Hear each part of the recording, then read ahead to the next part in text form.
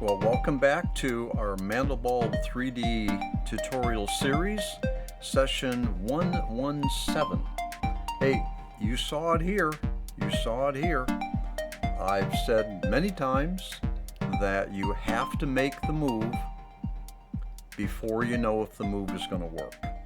And our little nosedive there would have been cute and clever and fun, but it didn't work. And it didn't work because all of a sudden the camera is now looking at a portion of the scene that the Mandelbulb 3D simply cannot render.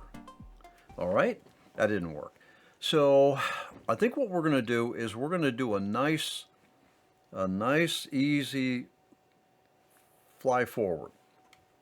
We'll just keep it nice and simple. I'm going to do a fly forward. So I'm just going to say here for an animation sequence, forward. All right. I'm going to say forward along, because this is going to give me an opportunity to show you something else that you'll encounter in your animation making. All right. So this is going to be frames 11 to 12. I'm sorry, keyframes. 11. I'm sorry, 10. Yeah, okay, 10. Yeah, right, okay. Yeah, no, 11. Okay, 11 through 12. Now I'm gonna skip this part for the moment here. I'm just gonna think about my forward. Now what I want to do is I want to fly a long way. I want to fly a long way. I don't want to just do a little bump. We did the forward 600 steps previously because we were in the process of right banking and all that kind of good stuff. Okay.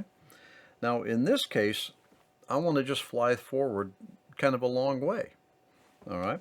I'm kind of, if you look at my mouse pointer here, I'm kind of envisioning that we're going to be flying out to maybe about this area here. Maybe we'll do another turn. We'll see what happens when we get out there. And I think that that's a relatively safe animation path. All right. We're not going to dive into anything. It might be a little uninteresting, but look, we can do things at the end of this forward.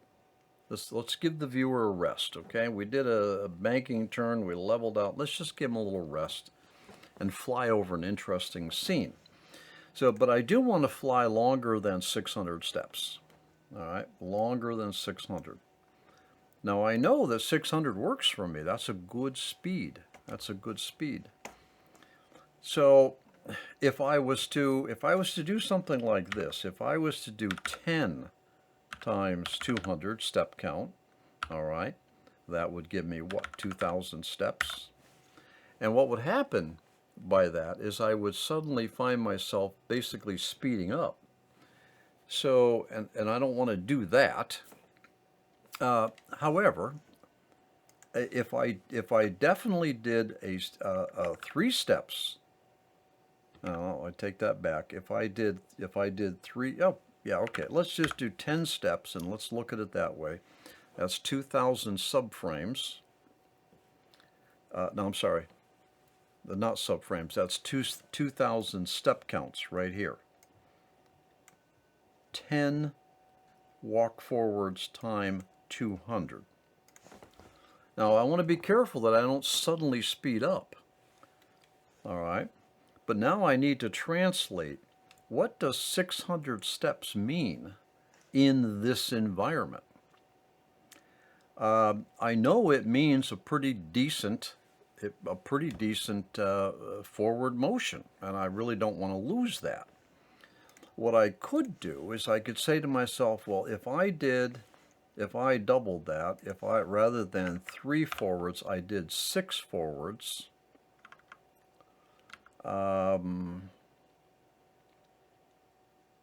Yeah, I got to be careful I don't speed myself up here all of a sudden. So one way to handle this, it's a little laborious, all right, but you could do you could do multiple keyframes at the same forward speed and do 5 of those. The whole idea is to not put yourself in a situation where your speed has increased suddenly. Boom, you don't want that. You want a nice, even, consistent speed. I want a nice, consistent speed because I'm kind of simulating an airplane. Now, does an airplane suddenly take off? Well, probably not. All right, now there's a couple ways I can handle this, okay? All right, I can do something like this. I can replicate those moves over multiple frames, and I can be guaranteed that I'm going to maintain the same forward speed that I had up in my previous session. That's one way to handle this. All right. The other way to handle this is to make a large move, 50. All right. So what's that? That's what that 10,000. All right. You make 50 steps, 50 forward steps, or 30 or 10 or 100 or 99 or 79. It doesn't matter. And then what you do, let's see if we can get our canvas up here.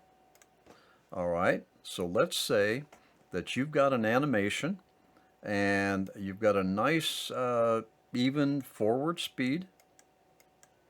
Nice and even. Okay. And then here is where you're going to do a long move, a long forward. And you really want this speed to be the same, forward motion speed to be the same. But the Mandelbulb keyframing tool set doesn't really give you a good sense for motion and speed, and you basically have to try it and see what happens. Now, what I've done from time to time is, here's what I do. This might be, what did we say down here? All right, this is 600 right here. So these are 600 step moves. And what I'm going to do here is I'm going to make this 2,000. Now, I already know that if I take all of this and I make it a 30 frame per second or a 60 frame per second, I already know that that's going to be faster in my video timeline. All right, so then what I do is, when I'm editing the video, I'll take these frames right here and I will actually reduce their speed, all right, in the video editor to the point where I get a fairly close match of this forward motion speed to the one I had before. So basically, you fix the problem of the incompatible speed, or I should say the mismatched speed. All right, you fix the problem in your video editor. You don't try to fix it here in Mandelbulb.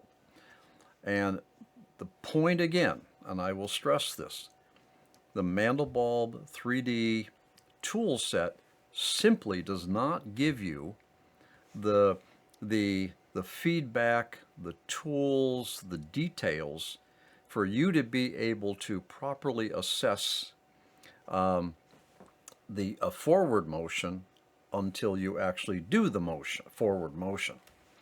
So let's end this session by saying this. I don't need 50. As a matter of fact, I'll tell you what, I don't even know what I need, and I don't even really care. Because here's what I'm going to do. I'm going to move This is my center point now. I'm going to move this animation like crazy wild, way out here.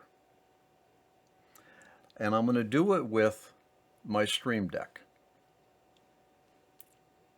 Because, or I could do it by holding down the W key. All right. I'm going to move way out there, and I'm going to fix the speed difference in my video editor. I'm not going to try to match it here.